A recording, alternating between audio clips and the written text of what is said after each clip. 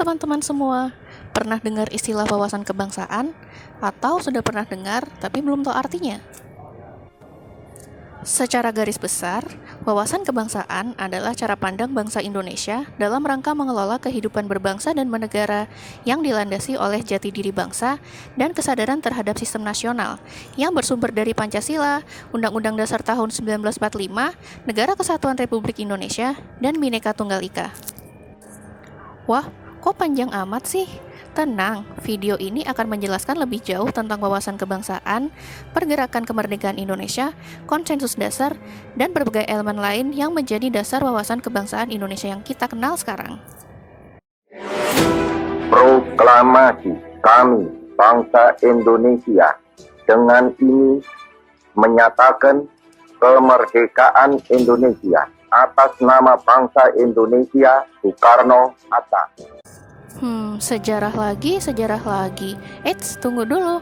Pasti kita semua sudah pernah belajar sejarah kemerdekaan Indonesia di bangku sekolah, bahkan mungkin berkali-kali. Tapi, dengan mendalami makna dari pergerakan kemerdekaan, kita bisa memahami wawasan kebangsaan lebih dalam loh. Misalnya, pada pendirian Budi Utomo di tahun 1908, yang kini diperingati sebagai Hari Kebangkitan Nasional setiap tanggal 20 Mei. Para pemuda di Indonesia mulai mengenal istilah saudara sebangsa, yang menekankan pentingnya adanya pergerakan Indonesia sebagai satu bangsa menuju kemerdekaan Indonesia, bukan lagi melalui usaha-usaha yang terpisah secara suku maupun daerah masing-masing. Maju ke tahun 1928, Kongres Pemuda kedua diadakan pada tanggal 28 Oktober, yang kini diperingati sebagai Hari Sumpah Pemuda. Kongres ini menjadi tonggak sejarah yang penting lainnya dalam pergerakan kemerdekaan Indonesia. Disinilah instrumental lagu Indonesia, yang kini menjadi lagu kebangsaan kita yaitu Indonesia Raya, untuk pertama kalinya dimainkan dengan dawai biola W.R. Supratman.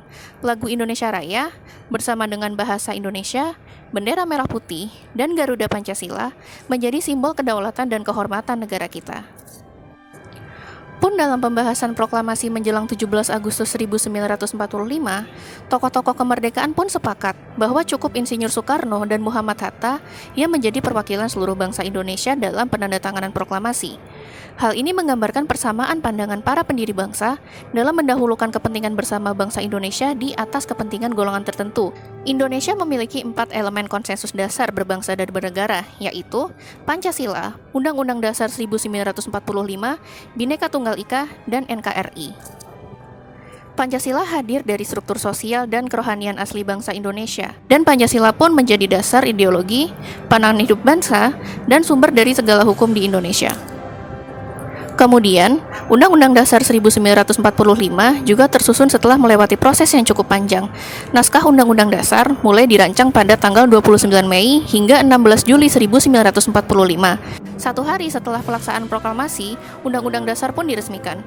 Naskah proklamasi juga dikumandangkan sebagai pembukaan Undang-Undang Dasar 1945 dalam sidang PPKI.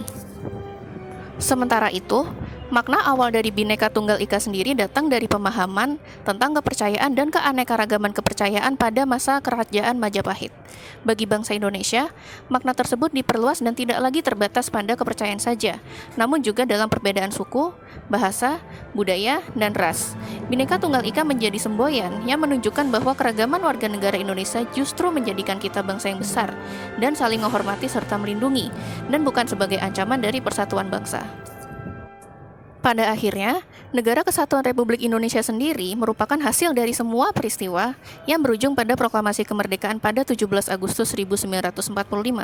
Dengan proklamasi, bangsa Indonesia berhasil mendirikan, memerdekakan diri dan menjadi sebuah negara, serta menyatakan kepada dunia internasional bahwa NKRI telah berdiri dan terbentuk. Menurut saya, wawasan kebangsaan adalah semua pengetahuan yang perlu kita ketahui tentang Indonesia yang dapat membantu kita mengetahui hak dan kewajiban kita sebagai warga negara Indonesia. Wawasan kebangsaan adalah titik awal bagi kita warga negara Indonesia untuk memahami negara kita tercinta. Dengan memahami negara kita, maka kita sebagai pembela negara dapat membela negara kita dengan baik dan benar. Wawasan kebangsaan itu penting bagi kami warga negara Indonesia, terutama di zaman yang serba digital ini.